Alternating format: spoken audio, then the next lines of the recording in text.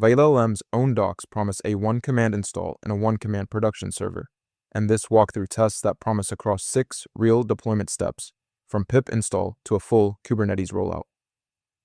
The biggest surprise, the exact default that makes installation dead simple, a 90% GPU memory grab, is also the thing most likely to crash your very first launch.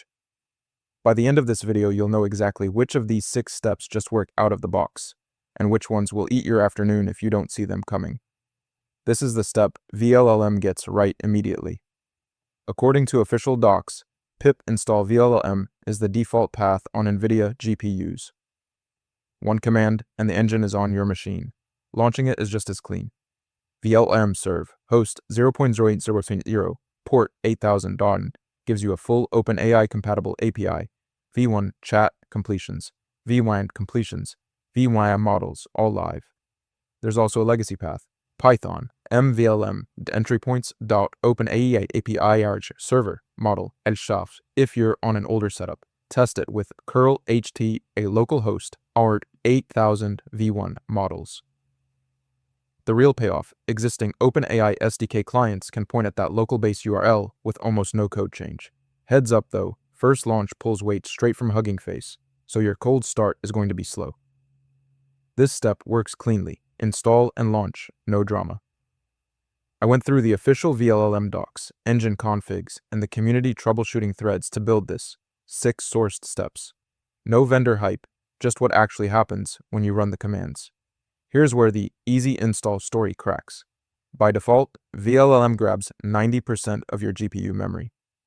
On a shared or unified memory system, that's an waiting to happen. The fix is GPU memory utilization. Lower it, 0.8, means 80% of total GPU memory. Max model len caps your context length, which directly shrinks the KV cache footprint, and that's the most direct fix for memory crashes. As a real example, for MetaLlama 3.8b on an A10G, weights alone take 14.96 GAI, leaving just 3.53 GAI for KV cache. Tensor parallel size splits the model across multiple GPUs. Default is 1. One of the biggest problems I run into when using AI agents is turning their output into YouTube content I can actually use to market my product. That's why this video is sponsored by Subscriber, a tool that helps business owners connect their AI agents to YouTube and market their products without spending 10 hours every week creating content. You can connect Claude or ChatGPT directly to Subscriber. It then analyzes your business, website, and YouTube channel to help you create SEO-optimized video ideas, scripts, thumbnails, and even complete videos that actually match your brand. What I like most is that every week, Subscriber gives me a list of high-potential video ideas I can immediately execute, and it can even help edit videos for me, with or without my face, including videos like the one you're watching right now. It's easy to get started, and you can try Subscriber for free using the link in the description below. Now back to the video. Enforce Eager disables CUDA graphs to cut peak memory off by default. This step has a real gotcha, and it's the first place people get stuck. So configure GPU memory allocation lands as a tie, and the scoreboard barely moves. Deployment is documented well.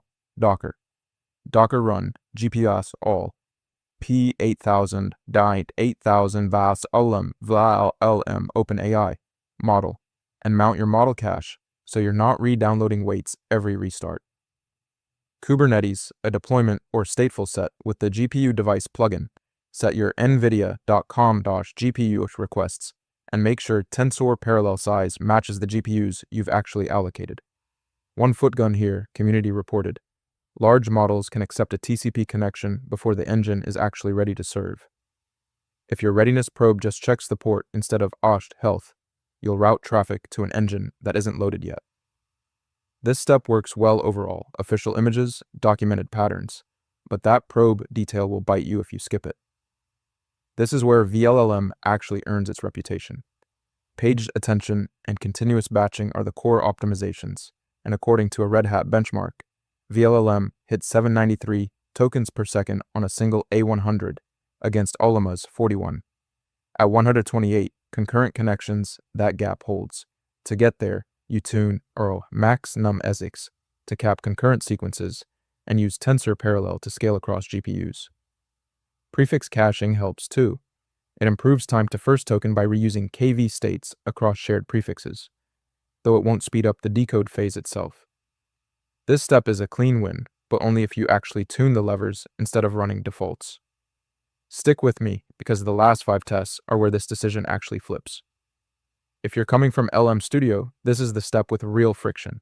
vLLM loads Hugging Face and Safe Tensors checkpoints, not gguf, so your existing gguf files don't drop in.